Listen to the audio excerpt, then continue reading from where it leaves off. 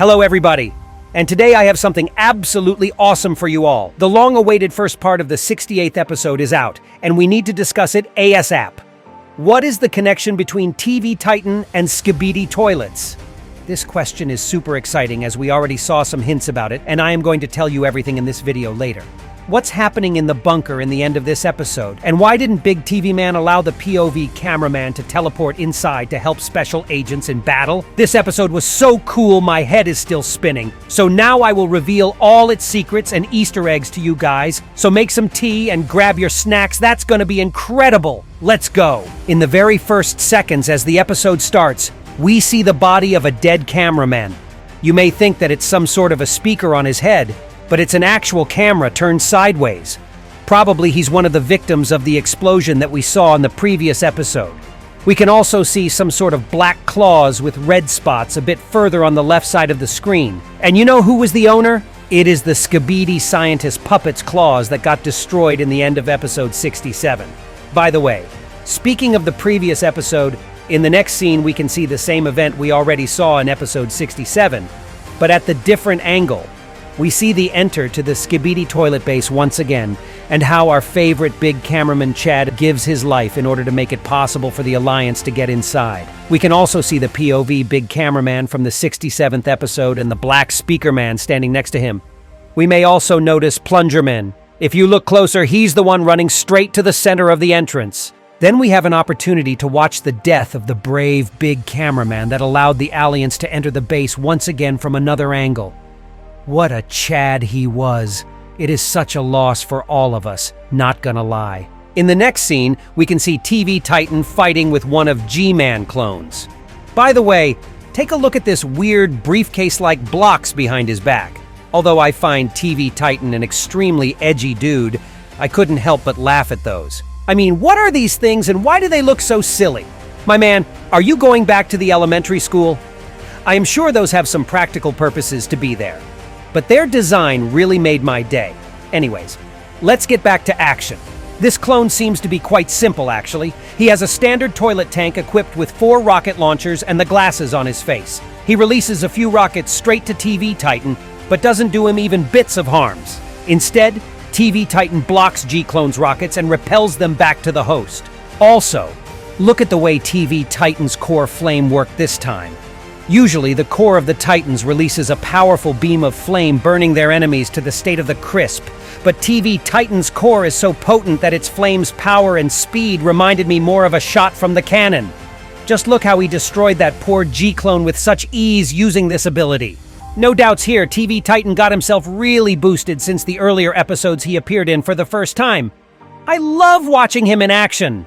After that, TV Titan turns around and immediately get a bunch of lasers straight to his body. As he faces the opponent, we can notice how all the lasers hitting his body are being concentrated onto his core now.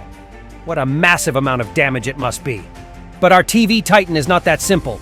He's not just repelling the powerful lasers blow from G-Clone. It seems like he's actually consuming them with the help of his core. It's almost unbelievable. We can see multiple purple sparkles while he is consuming the lasers. This ability seems so shocking not only for me, but for the poor G-Man's clone too. Look at that stupid but funny expression he makes. Yeah, the dude really got shooked here. Don't worry, buddy. You're not the only one impressed with such a level of swag. But TV Titan isn't done here. He then shows another cool ability he has. His main TV screen gets detached from the body, just like TV Woman. And look closer here. This TV screen has the same turbines the G-Clone possesses. We can even see them a few seconds before. Now, this is really interesting to me. Is it the first link about the TV Titan's connection to the Skibidi Toilet's inventions? And moreover, it's not only the turbines that are identical to the toilet's ones. Look at the lasers placed on the upper side of the main TV. Yeah, although they glow in purple, they operate in the exact same way G-Man clone's yellow lasers operate too. We firstly saw those lasers in episode 32, where they were used by some trooper Skibidi, and also in episode 38. Gosh, I can think of so many theories based on those two observations, but I'll tell you all my thoughts on that topic a bit later. At first, I'd like to describe all the features this Titan's TVs have. Between the two turbines, the main TV also has some sort of purple claw, and you know what it reminds me of? I think of two things looking at it. Firstly, I think this claw is almost identical to the red-spotted claw that belonged to the Skibidi scientist puppet. We could see it in detail in episode 44, and it makes my suspicions about the connection between TV Titan and Skibidi Toilets even more serious. And secondly, I have a theory that with the usage of this claw, the main TV may be attached to the enemy in the parasite-like way, which would make it even more intimidating. And what surprised me about all those elements I described is that I've never seen how the Alliance forces would steal some technologies from Skibidi Toilets. Everything was in the exactly opposite way. Maybe we're seeing some sort of abilities exchange here. Do you guys remember how in the previous episode, G-Man had a yellow core of one of the Titans, and Skibidi Scientist had a TV screen on his chest? And now we're seeing TV Titan having multiple elements from Skibidi Toilets. I can definitely smell something fishy here. Let's get back to the action now. The purple lasers seem to cause an incredible amount of damage. Look how fast G-Clone flied away as he got hit with them.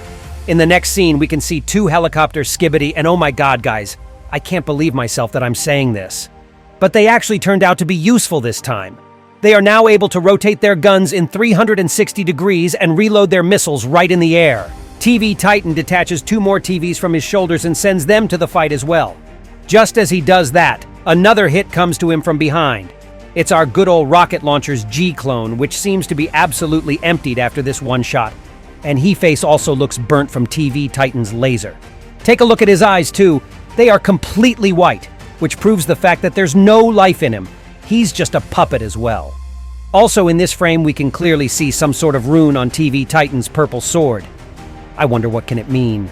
If you guys know anything about it, please write in the comments below that video. TV Titan then leaps at the poor guy, and did you notice how the screen glitched as his sword got a bit closer to us? It already happened a few times before. As the TV Titan's main body is in confrontation with the rocket launcher's clone, we are shown the scene where one of detached TVs is mentally abusing the laser G-Clone with the red glow. And look at this interesting thing. As G-Man clones cannot flush themselves, this poor guy affected by the red glow is not even able to end his miseries. I kind of feel bad for him, you know. In the next scene, we see another TV in action, and this one has yellow glow, which he uses on the helicopter Skibidi. You may notice that this one TV looks more modern, and his screen is thinner. Also, this yellow glow reminded me of the Fire TV Woman's abilities we could see in episode 49. I believe this yellow glow has 2 functions. It may cause fire damage and put a hypnosis onto the enemies. But to make this hypnosis work, the TV heads first fired on Skibidi's glasses and shattered them. It seems to me that Skibidi will someday need to go back to using pins instead of the ears like the abhorrent vacuum toilet from episode 46 did. As the third TV with blue glow gets closer to the second one, we may notice how they have different emojis on their screens. My theory is all 3 of those detachable TVs have their own personalities, as they show different emotions at the same time. Who knows, maybe TV Titan has split personality disorder because of that. By the way, take a closer look at the ground after that scene. Don't you see something unusual? Yes, indeed, that's the UFO toilet right there. I can guess it is actually him by the red cannon under his main body. He's just flying there and doesn't even try to help any of G-Clones. I wonder why he's like that and why was he put into the scene in the first place? Also, pay your attention to that scene where TV Titan cuts off that G-Clone's neck. It gets much longer, and we can see that it's been protruded out of the giant G-Puppet's mouth. We may assume that it's the neck of the actual Skibidi sitting inside of the G-Clone puppet. By the way, did you notice how after the dismembering his head with the sword off the main body, there are 2 yellow dots and the eyebrow-raising mechanisms just like we saw in episode 65? It's weird that this clone never used the laser eyes, even though he had that ability. It turns out that all the clones are controlled by Skibidi Toilets from the inside, and they look just like this guy with the saws. TV Titan then simply smashes the remains of the G-Clone, and then something unexpected happens. He gets attacked by the Skibidi parasite from behind, and by the way, look at the way the appearance of the parasite has changed. If you remember, in episode 34, he looked completely different. He also faced some changes if we would compare him with his older versions appearing in episodes 47 and 52. It now has an extra 2 claws instead of the old normal 4 legs. Now his tongue and legs kind of reminds me of the Skibidi scientist's ones. Also, I want to remind you guys that we saw 2 types of Skibidi parasites in this universe already. The standard one moving around on his legs, and the helicopter parasite made for attacking Titans. And we actually see the helicopter parasite attacking TV Titan just now. But as the parasite tries to take control over TV Titan's body, we can see how something goes very wrong. So he got burst with purple sparkles and simply blows up. As the poor prick get thrown off the Titan's body, the 3 flying TVs get attached to where they used to be before. TV Titan is now immune to any sort of parasites and cannot be taken control of anymore. He now can simply burn the parasites if they'll try to connect to his core, which makes it impossible for Skibidi parasites to infect him in any case. Also, do you see another TV screen in the area of TV Titan's belt? I suspect this TV has its own personality too, and it's probably what drives the Titan's body when all of his 3 TVs get detached. And you know what? I have an even crazier theory on those detachable TVs our Titan has. Listen to me. What if the reason for all those screens to have their own emotions and personalities is that they all are just part of different TV men? I think those parts may be sort of combined into one thing to strengthen TV Titan. I know, sounds kind of rough. Or maybe those are just special TVs that was created with the purpose of being additional upgrades for TV Titan. You guys can choose whatever theory you like more. By the way, we have a perfect opportunity now to look closer at our epic guy as the whole. We can see how he was improved all around. We can see how his turbine that we already saw on him in episode 45 got so much more stylish and posh. His claws look incredible now, and by the way, I have a theory that they are not for attacking, as we didn't see TV Titan using them in combat. I think they are perfect for him as a tool of defense. Now we're getting to the scene we saw in the last leak for the 68th episode. The setting is actually kind of funny. I mean, we just saw so many epic scenes with TV Titan simply obliterating crowds of enemies. And there are 2 of our buddies, Titan Speakerman and Titan Cameraman, that are not even capable of dealing with one G-Man's clone. But to pay some respect to our poor friends, in their defense I can say that they are probably extremely exhausted after the fight they got through the previous episode. And I mean, Titan Cameraman specifically, take a closer look at his neck, by the way. If you remember in episode 67, he was almost forced to cut off his main camera, so now we can see all the wires from inside of his neck. Quite an unnerving thing to see, I must tell you. Those 2 were holding the circular saw G-clone, but seeing TV Titan in front of himself, that guy gets unexpectedly bold and breaks out of their grip with the attitude like, "Oh, let me get to him. I'ma tear him into pieces." The Titans were so surprised by it apparently, so they actually let him go. Well, this guy definitely overestimated his limits of powers. TV Titan didn't make it easy for the poor prick. He creates a portal with his right hand handling the sword, and then cuts the circular saws off of him, finishing him with one precise and powerful blow right at the center of the clone's head, most likely to hit the Skibidi inside of him too. It all took less than 1 second probably. TV Titan is Chad of all the Chads in this episode. By the way, listen carefully to what TV Titan says in the process. I swear to God, I am madly sure he says, "What a pussy, huh?" What a cocky line. Titan Speakerman applauds him with the heavy metallic sound as his palms hit one another. What's fascinating to me, that I never saw Titan Speakerman showing any of his emotions before. He usually uses another form of appreciation, not the clapping.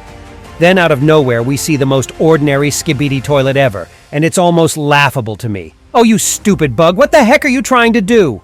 Of course, that tiny idiot gets smashed in a second by Big TV Man that we remember from episodes 40 and 60.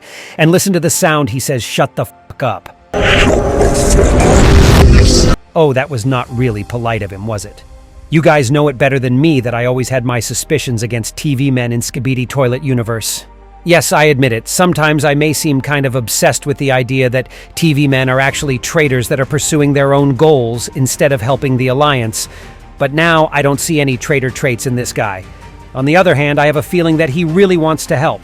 Also, as the last enemy detected nearby dies by his hand, we can see the engineer helicopters flying in the air behind Big TV Man's back, which is a sign that the battle is finally over, and it's time to heal one's wounds and get repaired. POV Cameraman points at Big TV Man and asks him with gestures to teleport him somewhere near the bunker to help others to fight.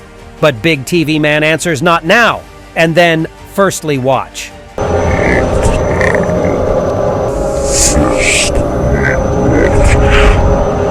After that, He actually allows POV to glimpse into the bunker through his screen, and on that mysterious note, this awesome part of the 68th episode ends. What could that ending mean? Is Big TV Man an actually good guy who doesn't want POV cameraman to risk his life or ruin some stealth mission special agents in that bunker may be on by his sudden appearance? Or is he a traitor after all, who has an opposite goal?